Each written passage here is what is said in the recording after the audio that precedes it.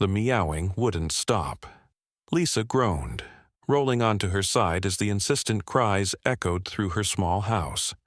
It had been going on for 3 nights straight, her orange tabby, Milo, pacing in front of the attic door, yowling at the top of his lungs. She had tried everything. She fed him, played with him, even let him sleep in her bed. But the moment she carried him away from the attic, he'd wiggle free, race back, and start his relentless cries all over again. Tonight was the worst yet. His meows were more frantic, almost desperate. Lisa sat up in bed, rubbing her eyes. "Milo, for the love of—" She sighed, tossing off the covers and trudging toward the hallway. The little cat was already waiting, his golden eyes wide with urgency. He let out another sharp meow before placing his paw against the attic door, scratching at the wood. Lisa frowned. This wasn't normal. The attic had been locked since she moved in 6 months ago. It was an old house, filled with creaky floorboards and long-forgotten spaces. She'd never had a reason to go up there. The previous owner had mentioned it was mostly empty, just some old furniture and boxes no one had touched in years. So why was Milo acting like something, or someone, was up there?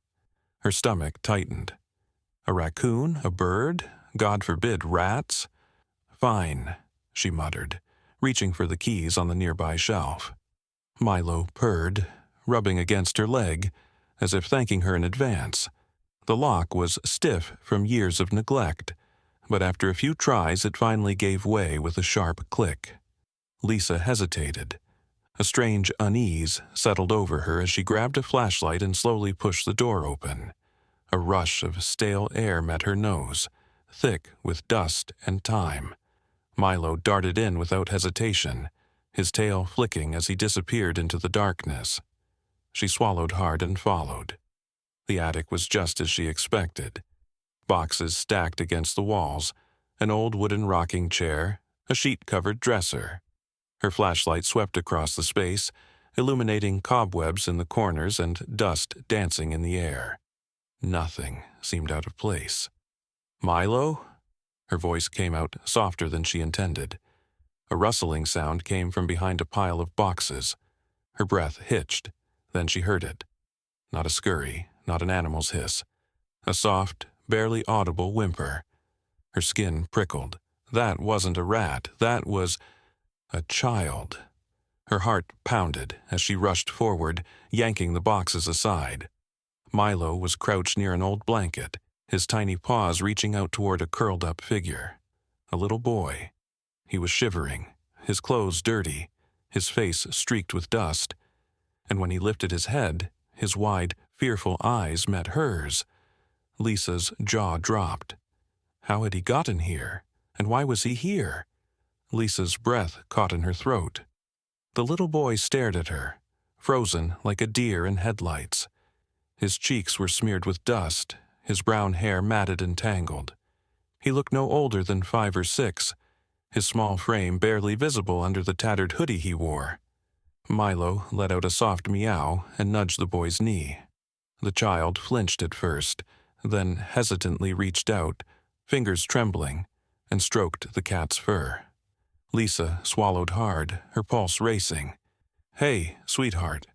She crouched down, keeping her voice gentle. "It's okay, you're safe now." The boy pressed his back against the attic wall, his small chest rising and falling with shallow breaths. He didn't say a word. Lisa's mind spun. How did he get here? The attic had been locked since she moved in. She had never heard footsteps, never noticed anything missing, never once suspected that someone, a child, had been up here. "Are you hurt?" she asked softly. Still no response. Milo curled up beside the boy, purring loudly as if trying to calm him. The child clutched the fabric of his hoodie, his knuckles white. Lisa took a slow breath. "My name is Lisa. What's yours?" The boy's lips parted, but no sound came out. He blinked rapidly, his wide eyes darting around, as if expecting someone else to appear. Lisa's heart ached. Whoever he was, whatever had happened, he was terrified. She scanned the space around him, her flashlight sweeping across the dusty attic floor. There were empty food wrappers, an old water bottle, and a thin blanket barely big enough to cover his small frame. He had been here for more than a few hours. Days? A wave of nausea hit her. He's been living up here. Milo meowed again and rubbed against the boy's arm. The child let out a shaky breath, then, finally, whispered, "Ben." Lisa's heart clenched. "Ben," she repeated gently. "That's a nice name." He lowered his head, his tiny fingers curling into Milo's fur. His voice was so quiet she almost didn't hear the next words. I didn't mean to be bad." Lisa's throat tightened. "Oh, honey, you're not bad." The boy sniffled, but he didn't cry. It was the kind of silence that came from someone who had learned not to make noise. Someone who had been hiding for a long time. Lisa's hands curled into fists. "Who did this to you?" She forced herself to stay calm. "Ben, how did you get up here?" His tiny shoulders rose and fell before he murmured, "He put me here." Lisa felt ice creep through her veins. "Who?" she asked, barely above a whisper. Ben finally looked up, his big, frightened eyes meeting hers. "My stepdad." Lisa's stomach twisted. His stepdad put him here. She felt sick. Every possible scenario ran through her mind, none of them good. Who locks a child in an attic? How long had he been up here? And why hadn't anyone been looking for him? Milo let out another soft meow, nuzzling against Ben's hand. The boy clung to the little cat like he was the only safe thing in the world. Lisa swallowed hard, pushing down the rage bubbling in her chest. She had to focus on Ben, on getting him somewhere safe. She kept her voice steady. "Ben, is your mom here? Does she know you're up here?" Ben hesitated. Then, barely above a whisper, he shook his head. Lisa exhaled slowly. "Okay, can you tell me how long you've been here?" Ben's tiny fingers tightened in Milo's fur. He didn't answer right away, and when he finally did, the words nearly shattered Lisa's heart. "I don't know," he murmured. "A long time." Lisa clenched her jaw to keep her emotions in check. She needed to be strong, for him. Carefully, she reached out her hand. "Ben, can I help you come downstairs? We can get you some food, some water. Would that be okay?" Ben stared at her hand. He didn't move. His breathing stayed shallow, his body stiff like he was afraid of what would happen if he made the wrong choice. Lisa's chest ached. How much had this child been through? Milo, as if sensing the hesitation, stepped onto Lisa's outstretched palm and rubbed his head against her fingers. The little cat let out a soft, reassuring purr, then looked up at Ben as if to say, "See? It's okay." Ben's lips pressed together. Then, with a slow, hesitant movement, he reached out and slipped his small, trembling hand into Lisa's. Her throat tightened. She squeezed his hand gently, offering warmth, offering safety. "Good job, buddy," she whispered. "Let's get you out of here." Ben let her help him up. He wobbled slightly, his legs weak, probably from lack of proper food and movement. But Lisa caught him before he could stumble. He was so small, too small. She led him carefully down the attic stairs, Milo trotting beside them like a tiny guardian. As they stepped into the hallway, Lisa felt Ben's fingers tighten around hers. His wide eyes darted around the house, taking in the unfamiliar space. Lisa crouched beside him. "You're safe now," she promised. "No one is going to hurt you here." Ben didn't say anything, but for the first time, his shoulders relaxed just a little. Lisa's mind raced with what to do next. She needed to call someone, the police, child services, someone. But first, she was going to make sure Ben knew what safety felt like. "Are you hungry?" she asked softly. Ben hesitated, then gave the tiniest nod. Lisa smiled gently. "Let's get you something to eat." As she led him toward the kitchen, Milo still purring at his side, she silently vowed, whoever had done this to him was not going to get away with it. Lisa moved quickly but carefully, not wanting to overwhelm Ben. She guided him to the kitchen and pulled out a chair, but he hesitated before sitting. His small hands hovered over the table like he wasn't sure if he was allowed to touch it. Lisa's chest tightened. How long had he been treated like he didn't belong? She gave him a reassuring smile. "You can sit, sweetheart. You don't have to ask." Ben finally lowered himself into the chair, his posture tense. His eyes flicked between Lisa and Milo, who had already hopped onto the table, his tail flicking expectantly. Lisa turned to the fridge, grabbing a carton of milk and some leftover soup she could heat up quickly. She wanted to ask a million questions. How he got here, what his stepdad had done to him, why no one was looking for him. But she knew she had to go slow. "Do you like soup?" she asked as she poured it into a small bowl. Ben gave a tiny nod. Lisa set the bowl in front of him along with a spoon. "It's a little hot, so blow on it first, okay?" Ben stared at the food, his hands clenching in his lap. For a moment, Lisa thought he might refuse to eat, but then slowly he reached for the spoon. He brought it to his lips, blew softly, and took the smallest sip. Then another. Before Lisa knew it, the bowl was empty. Milo let out an approving chirp, and Ben finally looked up at Lisa with something other than fear. "Do you have more?" he asked softly. Lisa felt her throat tighten. "Of course, sweetheart." She poured him another bowl, watching as he ate with more confidence this time. He wasn't just hungry. He was starving. Her grip tightened around the counter. What kind of monster locks a child away and lets him go hungry? She couldn't wait any longer. She needed answers. She crouched beside his chair. "Ben," she said gently, "can you tell me how you got into the attic? Did someone bring you here?" Ben's spoon slowed. He lowered his gaze. "My stepdad," he murmured. Lisa's stomach twisted. "Did your mom know?" Ben's lower lip trembled, and for a second she thought he might cry, but he just shook his head. Lisa's mind raced. Where is she? Does she even know he's missing? She swallowed her anger, keeping her voice steady. "Ben, where is your mom now?" This time, his voice was barely a whisper. "She's gone." Lisa felt the air leave her lungs. She reached out, gently taking his small hand in hers. "Gone where, sweetheart?" Ben looked up at her, his brown eyes filled with something too heavy for a child to carry. "He told me she wasn't coming back." Lisa's heart broke into a million pieces. She had no idea who this man was, but one thing was clear.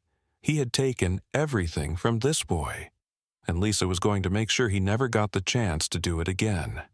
Lisa gripped the edge of the table to steady herself. She had feared the worst, but hearing those words from Ben's tiny voice made it real. His mother was gone, and his stepfather, the man who had locked him away in an attic like he was nothing, had told him she wasn't coming back. Lisa forced herself to breathe. Oh, she couldn't fall apart. Not now. She squeezed Ben's hand gently. "I'm so sorry, sweetheart."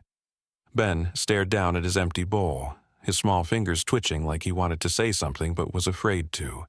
Lisa knelt beside him. "Ben, do you remember the last time you saw her?" Ben hesitated, then gave a small nod. "She tucked me in," he whispered. "She kissed my forehead and said she'd see me in the morning." Lisa swallowed hard. And then, Ben's lips pressed together. His small hands curled into fists in his lap. The next day, she was gone, and he was mad. Lisa clenched her jaw. "Mad?" Ben kept his head down. "He said she left because I was bad, because I cried too much at night. He said she didn't want me anymore."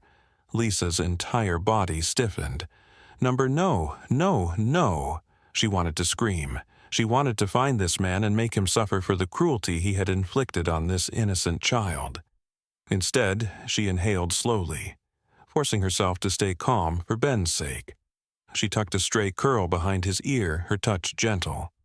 "Ben," she said softly, "you are not bad. You never did anything wrong." Ben's lip trembled. Lisa's voice was firm but kind. "Whatever your stepdad told you, it was a lie. I promise you that." Ben swallowed hard, nodding slightly, but Lisa could see the doubt in his eyes. How many times had he been told he wasn't wanted? How long had he believed it? She wasn't going to let him feel that way ever again. Milo let out a tiny chirp and rubbed against Ben's arm. The little boy sniffled and reached out, stroking the cat's soft fur. Lisa knew she needed to act fast. Whoever this man was, he would come looking for Ben eventually, if only to keep his cruel secret hidden. She pulled out her phone and stepped into the hallway. Her hands shook as she dialed 911. A calm voice answered on the other end. 911, what's your emergency? Lisa exhaled. This is it. I need to report a case of child neglect, possibly something worse. She glanced back at Ben, who was still curled up at the table with Milo. There's a little boy. He was locked in my attic. He says his stepfather put him there.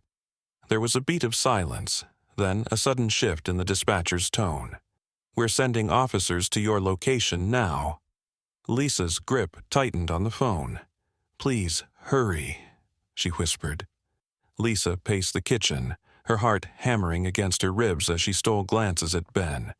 He was still curled up in his chair, Milo resting protectively against his side. The little boy had stopped shaking, but there was still a distant look in his eyes like he wasn't sure if he was safe yet. Lisa clenched her fists. He will be, I swear it. The police were on their way, but every second felt like an eternity. She forced herself to focus on Ben, to keep him distracted, to keep him feeling safe. Hey, buddy, she said gently, pulling a soft blanket from the couch and draping it around his small shoulders. Do you want some hot chocolate? Ben hesitated, then gave a tiny nod. Lisa quickly got to work, heating up the milk, stirring in cocoa powder, and adding a handful of tiny marshmallows. She placed the warm mug in front of him, watching as he wrapped his small hands around it. He took a careful sip, then looked up at her. It's really good. Lisa's chest ached. How long had it been since someone did something kind for him? Since someone cared enough to make him feel safe? She sat beside him, keeping her voice gentle. Ben, do you know if your stepdad is looking for you? Ben's fingers tightened around the mug. His eyes flickered with fear. He said if I tried to leave, he'd make sure no one believed me, Ben whispered. He said nobody would want me. Lisa felt white-hot rage flood through her veins. That monster, that absolute monster. She took a slow, deep breath, keeping her expression calm. Ben, listen to me. She reached across the table, gently placing her hand over his. Everything he told you was a lie. People do care about you. I care about you. And the police are coming to make sure you're safe. Ben's eyes widened. The police? Lisa nodded. They're good people, sweetheart. They help kids like you. They're going to make sure he never hurts you again. Ben swallowed hard, his little chest rising and falling quickly. Lisa squeezed his hand. You're not alone anymore. A soft knock at the door made her heart jump. Milo's ears perked up, and Ben tensed, his breath hitching. Lisa placed a reassuring hand on his shoulder. It's okay, it's them. She moved quickly, unlocking the door and opening it to reveal two uniformed officers. One was a tall, serious-looking man with a notepad in hand, and the other was a woman with kind eyes, crouching slightly as if already trying to appear less intimidating. Lisa Carter? The male officer asked. Lisa nodded. Yes, he's inside. She stepped back, letting them in. Ben shrank into his chair, his little hands gripping Milo like a lifeline. The female officer crouched beside him, her voice soft. Hey there, buddy. My name's Officer Reynolds. You're safe now, okay? Ben looked up at Lisa, searching her face for reassurance. She gave him a gentle nod. For the first time, Ben let out a shaky breath. Maybe, just maybe, he was starting to believe it. Officer Reynolds moved slowly, staying at Ben's eye level. She didn't ask questions right away. Instead, she smiled softly and reached out her hand. I see you have a brave little friend with you, she said, nodding toward Milo. What's his name? Ben hesitated, clutching the cat a little tighter. Then, in a quiet voice, he murmured, Milo. The officer's smile widened. That's a great name. He must be a pretty special cat. Lisa watched as Ben's grip on Milo loosened just a little. The officer wasn't pushing him, wasn't overwhelming him. She was giving him space to feel safe. The male officer, standing beside Lisa, flipped open his notepad. Can you tell us about the stepfather? He asked in a low voice. Lisa nodded, keeping her voice steady. Ben says his stepfather locked him in my attic, that his mother... She swallowed hard, glancing at Ben, then lowered her voice. That she's gone. I don't know if she left or if something worse happened, but Ben thinks she isn't coming back. The officer's jaw tightened. And no one reported him missing? I don't think his stepfather wanted anyone to look for him, Lisa said, her stomach twisting. I don't think he ever planned for Ben to leave that attic. The officer exhaled sharply. We'll need to run his name through missing persons records. Lisa's hands curled into fists. And what happens to him now? Officer Reynolds, still crouching beside Ben, glanced back. We'll take him somewhere safe, get him medical attention, and... Ben suddenly clung to Lisa's arm, his small fingers digging in like she was the only thing keeping him from slipping away. Don't let them take me back, he whispered, his voice breaking. Lisa's heart shattered. She turned back to the officers, her voice firm. He's not going back to that man, not ever. Reynolds placed a gentle hand on Ben's shoulder. You won't, sweetheart. I promise. Ben's fingers loosened slightly, but he still looked up at Lisa, searching her face. Lisa swallowed the lump in her throat. She didn't know what would happen next. If Ben would be placed in foster care. If he had other family somewhere. But she knew one thing. I'll be here for you, she said softly. No matter what happens, you're not alone anymore. Ben didn't say anything, but after a long moment he nodded. As the officers made their calls and set things in motion, Lisa watched Ben stroke Milo's fur, his little shoulders finally starting to relax. He had spent so long in the dark, believing no one cared. But now, for the first time in a long time, he was safe. And that meant everything.